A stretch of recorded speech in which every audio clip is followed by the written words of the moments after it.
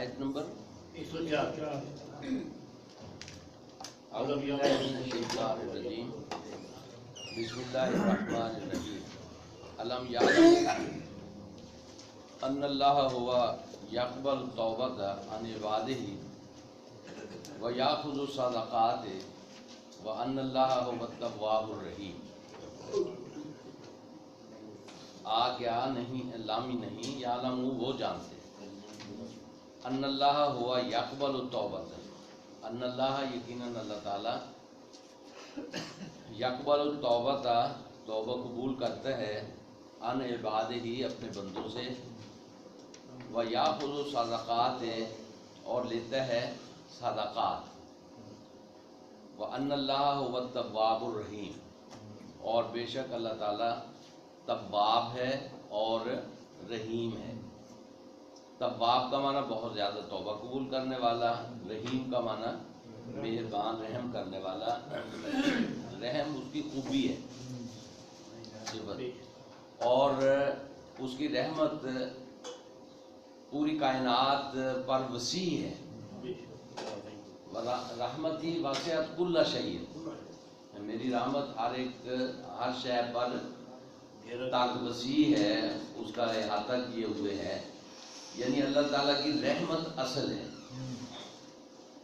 اور پکڑ گرفت عذاب اور سزا یہ صرف ان لوگوں کے لیے ہے جو اپنے آپ کو سزا کا مستحق کر لیتے ہیں، یعنی انسان کے عمل پر موقوف ہے، سزا انسان کے عمل پر موقوف ہے، اور رحمت اس کی عام ہے، رحمت عام ہے۔ تو اس لیے اللہ نے اپنے آپ کو جو متعارف کروایا ہے وہ رحمان و رحیم کے طور پر متعارف کروایا۔ یہ جو ہم بسم اللہ پڑھتے ہیں، ہم تو برکت کے لیے پڑھتے ہیں نا، تو اصل میں یہ تصور خدا ہے۔ دیوی دیوتا جو نوعیت کے جو الہ ہوتے ہیں وہ اصل میں ناراض ہستیاں ہوتی ہیں، ان کو ہر وقت منانے کی فکر رہتی ہے، اور یہ خطرہ رہتا ہے کہیں وہ ناراض نہ ہو جائے، ان سے ان کے ساتھ تعلق جو ہے نا خوف کا ہوتا ہے دیوی دیوتا۔ اس کے مقابلے میں اسلام کا تصور ہے اللہ تعالیٰ کا، دیوی دیوتاؤں کے مقابلے میں اسلام کا تصور وہ جبار اور قہار اللہ کا نہیں ہے۔ لیکن عام جو ہمارے ہاں عوام میں اب پھیلایا ہوا ہے ارباب مذہب کا، یہ یہی ہے، جبار اور قہار اللہ کا تصور، نمبر 1۔ نمبر 2، اس کے ساتھ تعلق کی نوعیت۔ تو ہمارے ہاں خوف خدا یہ قدر بنائی ہوئی ہے ہم نے، یعنی اللہ ہمارے جو ارباب مذہب نے اللہ کے ساتھ بندوں کا تعلق قائم کیا ہوا ہے وہ ہے خوف پر مبنی، حالانکہ قرآن مجید کا جو اللہ ہے تصور خدا، اس کے ساتھ تعلق ہے محبت پر مبنی۔ اللہ مومنین سے محبت کرتا ہے، مومنین اللہ سے محبت کرتے ہیں، تو وہ محبت پہ مبنی ہے، اور محبت پہ مبنی کس سے ہو سکتا ہے؟ جو ایک مہربان ذات ہو، مہربان ذات ہو اس سے محبت ہو سکتی ہے۔ جو غضبناک ذات ہو اس سے محبت نہیں ہوتی، اس سے ڈر ہوتا ہے۔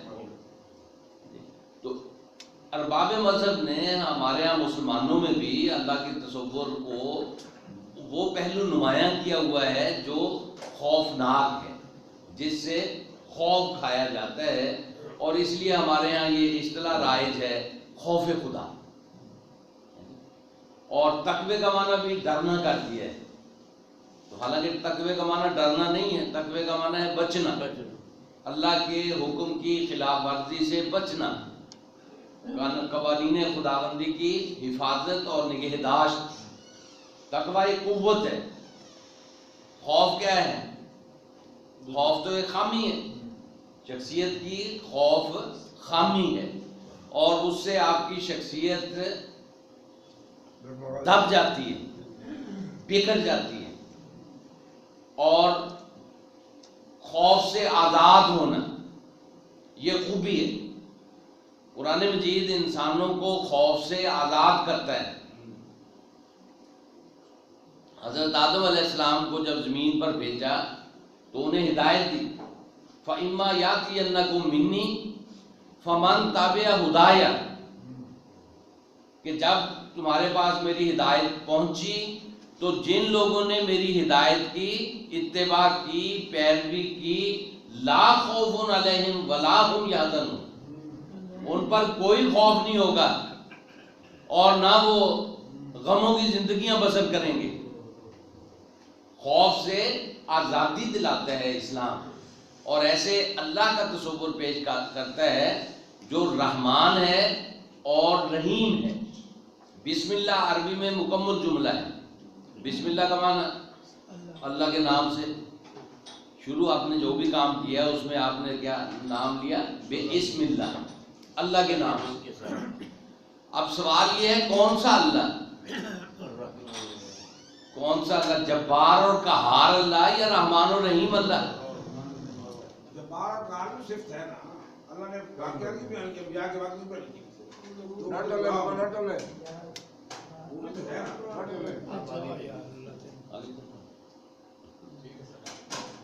تو قرآن مجید میں رحمان و رحیم، ایک تو بسم اللہ الرحمن الرحیم سے سورہ شروع ہوتی ہے نا، تو کتنا ہے؟ 114 مرتبہ. 113 مرتبہ 14 جی.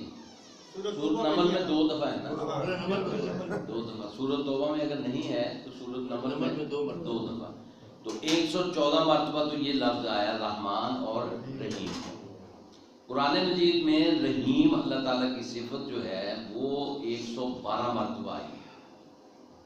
قرآن مجید میں بسم اللہ کے علاوہ جہد سے یہاں آیا ہوا ہے تواب الرحیم، ٹھیک ہے نا، روز پڑھتے ہیں. رحیم کتنی مرتبہ آیا؟ 112 مرتبہ. رحمان کا لفظ قرآن مجید میں استعمال ہوا اللہ کی صفت کے طور پہ 59 مرتبہ. اور ارحم الراحمین کا لفظ اللہ تعالیٰ کے لیے صفت کے طور پر استعمال ہوا 17 مرتبہ. 17 مرتبہ. دیکھیں آپ کچھ اور ہی لکھی جا رہے ہیں اور سونی نہیں رہے، بس ایک پاکی لگانی ہوتی ہے. ہاں کیا کہا میں نے؟ کیا نہیں ٹھیک تو ہے کہا کہ 112 مرتبہ رحیم کا لفظ ہے، 59 مرتبہ رحمان کا لفظ ہے، 17 مرتبہ رحمان رحیم کا لفظ ہے. اچھا لکھ لیے اب آ جائیں جبار اور قہار کے بارے میں. جبار صرف ایک مرتبہ استعمال ہوا قرآن مجید میں. جبار ایک مرتبہ، اور وہ بھی ہمارے اردو والا جبار نہیں ہے. اردو میں تو جبار جبر کرنے والا ہے، لیکن اللہ تعالیٰ کا جبر بھی انسانوں پوری کائنات کے لیے مثبت اثرات پیدا کرنے والا ہے. اللہ اس قسم کا جابر نہیں ہے جس قسم کے جابر انسان ہوتے ہیں، ٹھیک ہے نا. تو اللہ اگر جبار ہے، جابر سے فعال کے وزن پر جبار بنتا ہے. اللہ اگر جبار ہے تو اس کی جو جباریت ہے یہ کائنات کے لیے مفید نتائج پیدا کرنے کا باعث ہے. تو جبار کا معنی ہے مکمل طور پہ کنٹرول کرنے والا، جس کے احاطہ اقتدار میں ہر چیز ہے اور مکمل ہے، اس کے اختیار سے باہر کچھ نہیں ہے. لیکن لفظ یہ ایک مرتبہ استعمال ہوا، اور یہ سورۃ الحشر کے آخر میں جو صفات ہیں خدا بندی ان میں آیا. قہار کا لفظ 7 مرتبہ استعمال ہوا ہے، 7 مرتبہ. 3 دفعہ تو اللہ کی صفت کے طور پر ہوا، 4 مرتبہ یہ جو بادشاہ رہے ہیں فرعون نمرود ان کی صفت کے طور پہ ہوا. تو اس پہ بھی آپ اس بات کو ذہن میں رکھیں کہ اللہ کا یہ قہر جو ہے نا، یہ اردو اور سرائکی اور پنجابی والا نہیں ہے. یعنی ہم تو کہتے ہیں انشاءاللہ قہر پوی ہے نا جی، کہ بھئی آپ پہ عذاب نازل ہو. یہ عذاب کے معنوں میں نہیں ہے قہر، یہ بھی کنٹرولر کے معنوں میں ہی ہے.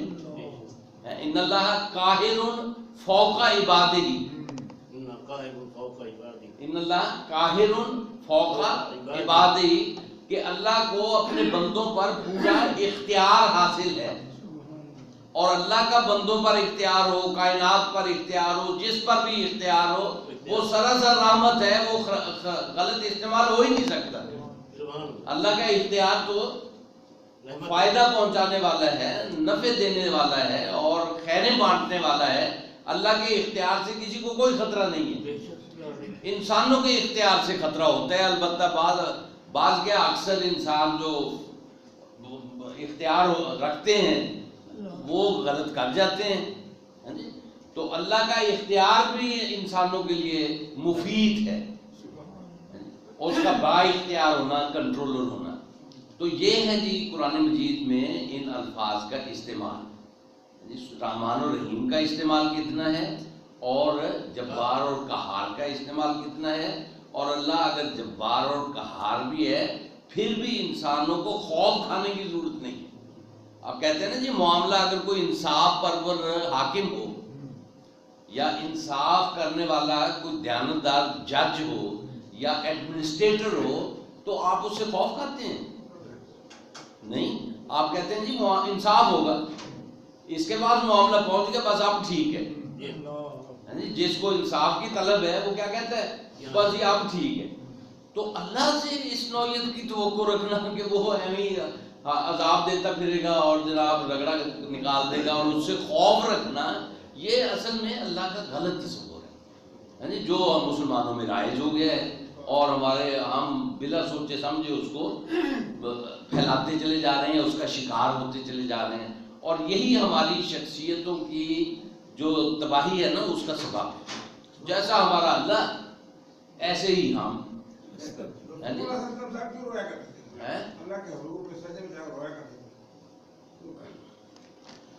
निकल कर खानकाहों से अदा कर रस्म शब्बीरी, कि रस्म खानकाही है फकत अंधो हो दिलगिरी। रोना धोना बाकी रह जाता है। जब छितर पड़ते हैं ना जी किसी कौम को, उसमें रोना धोना बाकी रह जाता है, और उसकी इज्जत नफ्स और उसकी हिम्मत और ताकत और उसका वकार और अजमत, है जी, वो उससे छिन जाती है। बस फिर तो वो सजदे में पड़ के रोती ही हैं और रोती ही रहती हैं, यानी जब तक उनमें फिर से वकार पैदा नहीं होता, ताज़ा नहीं होता, अजमत उसकी वापस नहीं आती, वो रोने धोने में लगी रहती हैं। ज़रा मुझे दाढ़ी तार करके दिखाएं, रो के ज़रा कोई रोए और उसकी दाढ़ी तर हो जाए, छपड़ी लगना तो बात की बात है, जरा मुझे दाढ़ी तर करके दिखा दें। ये हमारी किताबें भरी पड़ी हैं जो राहिबाना तसव्वुफ के ज़ेरे असर मुरतब हुई हैं, इतना रोते थे दाढ़ी तर हो जाती थी। 20 आंसू आपके निकलते हैं तो आपके आंसू खुश्क हो जाते हैं, है जी? जरा दाढ़ी तर करके दिखाएं, जरा आप कर लें, आपका भी है ना? मैं तो खौफ खत्म करता हूँ, अल्लाह से कोई खौफ नहीं, अल्लाह से मोहब्बत। तो गुजारिश ये है जी कि अल्लाह रब्बुल इज़्ज़त ने खुद खौफ दी, ये देती हुक्म देते हैं, हाँ, या तलकीन की थी, औज़ु बिल्लाहि मिनश शैतानिर रजीम। काबिल ने हाबिल को कत्ल कर दिया। या उन्हें कहा इन्नी अखाफुल्लाह रब्बल आलमीन, इन्नी उरीदु अन तबूअ बिइस्मी व इस्मिक फतकून मिन अस्हाबिन नार व ज़ालिका जज़ाउज़ ज़ालिमीन। बुखारी की हदीस है। खौफ किस पे, अब मैं जरा वजाहत कर दूं थोड़ी सी इसकी वजाहत। खौफ किस पे है? अल्लाह से नहीं है, अपने अमल के नतीजे से खौफज़दा रहना है। आपने अपने बुरे अमल के नतीजे से आपने खौफज़दा रहना है, क्योंकि अल्लाह के कानून की खिलाफ वर्जी के नतीजे का खौफ। तशरीह आपने कर दिया ना, कत्ल की धमकी तक काबिल नहीं थी, हाँ जी। हाबिल पे आज है, हाबिल। जैसे कोई गुनाह कोई नहीं। हाँ। इन्नी अखाफुल्लाह रब्बुल आलमीन, ये रहमत करेगा भी आई। हाबिल इसलिए कह रहा है ना कि भी मैं आपको, आप जो हरकत कर रहे हैं ये अल्लाह के कानून की खिलाफ वर्जी है, लिहाजा मैं अल्लाह के कानून की खिलाफ वर्जी से डरता हूँ, अल्लाह के हुक्म की को تار کرنے سے میں ڈرتا ہوں، اس کا نتیجہ مجھے بھگتنا پڑے گا۔ اللہ کے بارے میں یہ یقین رکھیں کہ وہ انصاف کرنے والی ذات ہے۔ اگر آپ نے اچھا عمل کیا تو آپ کو اچھا نتیجہ ملے گا، اگر آپ نے برا عمل کیا تو اس کا آپ کو سزا ملے گی۔ اللہ ایسا ہے جو نیک عمل پہ جزا دیتے ہیں اور برے عمل پہ سزا دیتا ہے، اور اس نے ترازو لگایا ہوا ہے، ایک پلڑے میں نیک اعمال ہیں، دوسرے پلڑے میں بد اعمال ہیں۔ جو پلڑا جھکا ہوا ہوگا اس کے مطابق فیصلہ ہوگا۔ ہاں جی، یہ قرآن مجید ہے سارے کا سارا، اور یہی اللہ کی ذات مہربان ہستی ہے، وہ رب ہے، وہ خالق ہے، وہ مالک ہے۔ ہاں جی، اگر وہ جابر بھی یعنی کنٹرول بھی رکھتا ہے تو وہ کائنات کے لیے مفید ہے، اس لیے کہ اس کا استعمال غلط نہیں ہے۔ اختیار اسی وقت مصیبت بنتا ہے نا جب وہ غلط استعمال ہوتا ہے۔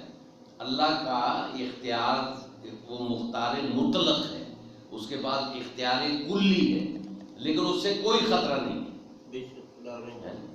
تو لیکن اصل اس کی کیا ہے؟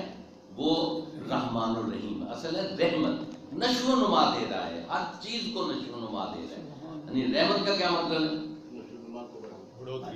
نشو و نما کے لیے سازگاری، نشو و نما کے لیے سازگاری بہت دفعہ بتا چکا، یعنی سازگاری جو ہے نا وہ رحمت ہے، کہ آپ نشو و نما کے لیے سازگاری پائی جاتی ہے ہر چیز کے لیے، بڑھوتری، یعنی آپ کے دماغ کی بھی بڑھوتری، بند نہ ہو جائے، یہ اس میں خیالات تر و تازہ ہوتے رہیں، آتے رہیں، دماغ کی بھی بڑھوتری، نتائج کی بھی بڑھوتری، انسان کی بھی بڑھوتری، عزت میں اضافہ، خوشحالی میں اضافہ، اور اشیاء کائنات میں اضافہ۔ تو یہ بڑھوتری ہے، رحمت بڑھوتری ہے۔ آپ کہتے ہیں نا بزنس کیسا چل رہا ہے جی؟ اللہ کی بڑی رحمت ہے، اس کا کیا مطلب ہوتا ہے؟ خوب پھل پھول رہا ہے، ہر چیز سازگار ہے، پھلنے پھولنے کے لیے ہر چیز سازگار ہے۔ اچھا جی، اب ہم مضمون کی طرف آ جائیں۔ دوبارہ ہو گیا تو شکر خدا، دوبارہ ذرا تازہ ہو گیا آپ حضرات کا بھی۔ اچھا یہ دسو کہ جہنم دے وچ بخاری دی حدیث کے مطابق 999 جنت ہے ایک، وہ اللہ دی جو رحمت ہوتی ہے، رحمت کل شیء، کہ اللہ نے جنت کو کیوں نہیں بھرا، جہنم کیوں بھرا ہے؟ حل من مزید، سورۃ کاف ہے۔ دیکھیں یہ جو رحمت ہے، یہ اس کا تعلق رحمت سے نہیں ہے، اس کا تعلق ہے اللہ تعالیٰ کے فیصلے سے، مالک یوم الدین سے، کہ وہ بدلے کے دن کا مالک ہے۔ اللہ نے نہیں بھرا، بندوں نے بھرا ہے اپنے اعمال اور کرتوتوں سے۔ اللہ رحمت کر دے گا نہیں، وہ آپ کو بتا دیا نا کہ مالک یوم الدین، ایک دن آنا ہے۔ اب ساری رحمت ہے، جب تک قیامت قائم نہیں ہوتی تب تک رحمت ہے۔ ایک بندہ نماز پڑھتا ہے، جب رحمت جب اپنا وہ ہو جاتی ہے، بدلہ قیامت آ گئی، تو اس وقت وہ بدلے کا دن یوم الدین وہ نافذ، وہ یعنی فیصلہ ہو گیا۔ ٹھیک ہے جی۔ علامہ اقبال نے کہا کہ سیر افلاک اس کی نظم ہے، اس کے اندر وہ کہتے ہیں کہ میں نے جہنم کو دیکھا ٹھنڈی ٹھار، جہنم کو دیکھا ٹھنڈی ٹھار، میں نے کہا ہم نے تو سنا ہے تو آگ ہے، گرم ہے، تو تو ٹھنڈی ٹھار۔ تو اس نے جہنم نے جواب دیا کہ میرے ہاں جو آتا ہے اپنا ایندھن ساتھ لاتا ہے، اپنا ایندھن ساتھ لاتا ہے۔ تو یہ اللہ نہیں کرتا، بندوں کا اللہ نے بتا دیا ہے کہ میرا یہ نظام ہے اور اس طرح یہ روب عمل ہے۔ اب اس نظام کے مطابق جتنے جہنم والے ہوں گے وہ جہنم میں چلے جائیں گے، جتنے جنت والے ہوں گے وہ جنت میں چلے جائیں گے۔ اللہ سے ڈرنا چاہیے، محبت، اللہ سے محبت کریں۔ اللہ کا جہاں آمن کو اللہ ولتنظر نفس ما قدمت لغد واتقوا اللہ ان اللہ، یہ کیا ہے؟ تقوی کا معنی ہے بچنا۔ اے لوگوں، اللہ کے حکم کی خلاف ورزی سے بچو۔ ہر آدمی اپنے لیے دیکھے کہ اس نے کل کے لیے کیا کیا ہے، بس اس حکم کی خلاف ورزی سے بچے۔ یہ جو حکم ہے کیا ہے کہ کل کے لیے کیا کیا ہے، جی اس کی خلاف ورزی سے بچو. اگلا جو اتق اللہ ہے نا وہ ہے کہ یہ جو تعلیم دی ہے اس کی خلاف ورزی سے بچو. سارے تراجم غلط ہو رہے حضور صلی اللہ علیہ وسلم جو بھی آتا قیامت کے بارے میں پوچھا تھا آپ کو مانتے تم نے تیاری کی تھی. تیاری کتنی کی ہے؟ سوال یہ ہے تیاری کتنی کی ہے. تیاری کریں اور الجھائیں نہ لوگوں کو. جو اللہ نے فرمایا ہے اس پہ رہیں, اس پہ قائم رہیں. آپ کے جو ارباب مذہب کے قائم کیے ہوئے نظریات آپ کے ذہنوں میں ہیں وہ شیک ہوں گے, ان کو دھچکا لگے گا, اتار پھینک کے نکال پھینک کے. قرآن مجید ترجیح ہے, قابل ترجیح ہے, اور علم کلی اور علم حقیقی قرآن مجید ہے. قرآن مجید پہ پرکھیں ہر چیز کو اور اس کے مطابق ڈھل جائیں. ابو العلا مودودی رحمۃ اللہ نے خوف کیا ڈرو. میں ابو العلا مودودی رحمۃ اللہ علیہ کا ترجمان نہیں ہوں, نہ انہوں نے ہمیں کہا ہے کہ آپ میرا دفاع کرنا. جی بالکل. انہوں نے کہا ہے کہ جی آپ قرآن و سنت کی طرف آؤ. ہاں جی, امام ابو حنیفہ کی آپ خود یہ بات بیان کرتے ہیں کہ جی میرا کلام اگر قرآن اور سنت کے خلاف ہو تو دربار پر دے مارنا. امام ابو حنیفہ سے تو بڑے نہیں ہیں نا سید ابو العلا مودودی رحمۃ اللہ علیہ. تو سید مودودی رحمۃ اللہ علیہ نے یہ نہیں کہا کہ میری فکر کے پابند رہنا اور میری فکر کا دفاع کرنا. انہوں نے جماعت اسلامی سے کہا کہ بھی آپ اپنی شورا کے مطابق چلنا, میری فکر کے آپ پابند نہیں ہیں اور نہ میرے دفاع میں آپ نکلنا. میں نے نظریات پیش کیے ہیں, جس کو پسند آتے ہیں قبول کر لے, جس کو نہیں آتے. اور حرف آخر نہیں ہے. سید ابو العلا مودودی ہوں, علامہ اقبال ہوں, مولانا امین حسن اصلاحی ہوں یا کوئی بھی ہو, حرف آخر نہیں ہے. انہوں نے ایک ڈائریکشن دے دی ہے. باقی بعد والے لوگوں کا بھی اپنا دماغ ہے, ان کو انہوں نے دماغ کو استعمال کرنے کا کہا ہے کہ دماغ استعمال کرو. اللہ نے دیا ہے اس لیے نہیں ہے کہ تقلید کرو, بلکہ اس لیے دیا ہے کہ اس کو استعمال کرو. اس کو نئے نئے قرآن کے عجائبات ختم نہیں ہوں گے. یہ حدیث ہے, قرآن مجید کے عجائبات یعنی اس کے اندر مضامین کھلتے رہیں گے. دور آئے گا اس کے مطابق مضمون کھلے گا, وہ رہنمائی کے لیے موجود ہوگا. تو اب اگر ہم 9 سال 800 سال پرانے دور میں اٹکے رہیں اور اسی عہد سے آگے بڑھنے کی کوشش نہ کریں اور اپنے دور کے لیے قرآن کی رہنمائی کو نمایاں نہ کریں تو ہم خود اس کے مجرم ہیں. جی قرآن ذمہ دار نہیں ہے, نہ اللہ کے رسول ذمہ دار ہے, یہ ہمارا رویہ ذمہ دار ہے. وَقُلْ اعْمَلُوا فَسَيَرَى اللَّهُ عَمَلَكُمْ. نہ دیکھ لو, یہ آ گیا, ان سے کہو کہ عمل کرو, اللہ تمہارے عمل دیکھے گا. عمل پہ آپ کا نتیجہ مرتب ہوگا. اگر آپ کا عمل درست ہے تو آپ کو کس چیز کا خوف ہے؟ یہ ہمارے یہاں کہتے ہیں نہیں کریے تاں بھی ڈریے تو نہ کریے تاں بھی ڈریے. لو دسو, ڈرتے ہی رہو ہر وقت. نہیں, اسلام کا اللہ تو وہ ہے جو قتل دان ہے. آپ نے 1 دیا, اللہ نے 10 دیے, پھر جناب 70 دیے, پھر 700 گنا تک دیا. اور اس پہ بھی حد نہیں کہ واللہ یضاعف لمن یشاء. ہاں جی, اللہ بڑھا دے گا جس کے لیے چاہے گا. کس کے لیے چاہے گا؟ میں نے یہ کہا نا کہ سوال پیدا کیا کریں کس کے لیے چاہے گا. جہاں پہ بھی اللہ کی مشیت کا ذکر ہو, اللہ کی چاہت کا ذکر ہو, وہیں پہ سوال کھڑا کر دیں جی کس کے لیے؟ جو اس لائق ہوگا, جس نے اپنے ایثار سے, قربانی سے, جذبے سے, توانائیوں سے, خواہشوں سے یعنی صرف اور صرف اللہ سوچا ہوگا, اللہ کے لیے سوچا ہوگا, اللہ اس کے لیے اور بڑھا دے گا. یہ تو صرف دیوی دیوتا پیر وہ اللہ سے ڈراتے ہیں کہ یہ تم ہمارے پاس آؤ, ہمیں کوئی مال لگاؤ کہ ہم آپ کو عذاب آسان کریں. ہاں جی, بس اس لیے درمیان میں حائل ہو جاتے ہیں نا, اللہ اور بندے کے درمیان حائل ہو جاتے ہیں کہ ہمارے ذریعے سے آپ کا کام ہوگا. اسلام جو ہے وہ رسول تشریف لاتے ہیں تاکہ بندے کو براہ راست اللہ سے ملا دیں. اقبال نے کہا کہ دست کرم کشادہ دست کرم جب وہ بے نیاز کرے, کشادہ دست کرم جب وہ بے نیاز کرے, نیاز مند کیوں نہ عاجزی پہ اپنی ناز کرے. بٹھا کے عرش پہ رکھا ہے تو نے اے باعث, خدا وہ کیا جو بندوں سے اعتراض کرے. یہ ارباب مذہب بیچ میں آتے ہیں, خدا کو اوپر عرش پہ بٹھا دیتے ہیں اور زمین پہ اپنا اقتدار خود سنبھال لیتے ہیں کہ ہمارے ذریعے سے اللہ تک پہنچو, ہم تمہیں پہنچائیں گے. رسول آتے ہی اس لیے ہیں تاکہ بندوں کو براہ راست اللہ کے ساتھ ملا دیں، پہنچا دیں، اور اللہ کی اطاعت کی بات کرتے ہیں۔ وہ اللہ کیا فرماتا ہے؟ قل، آپ ان سے فرما دیجئے، ان کنتم تحبون اللہ، اگر تم اللہ سے محبت کرتے ہو، فاتبعونی، میری اتباع کرو، عمل کے ذریعے سے رسول اللہ صلی اللہ علیہ وسلم کے نقش قدم پر چلنا شروع ہو جاؤ تو یحببکم اللہ، اللہ تم سے محبت کرے گا۔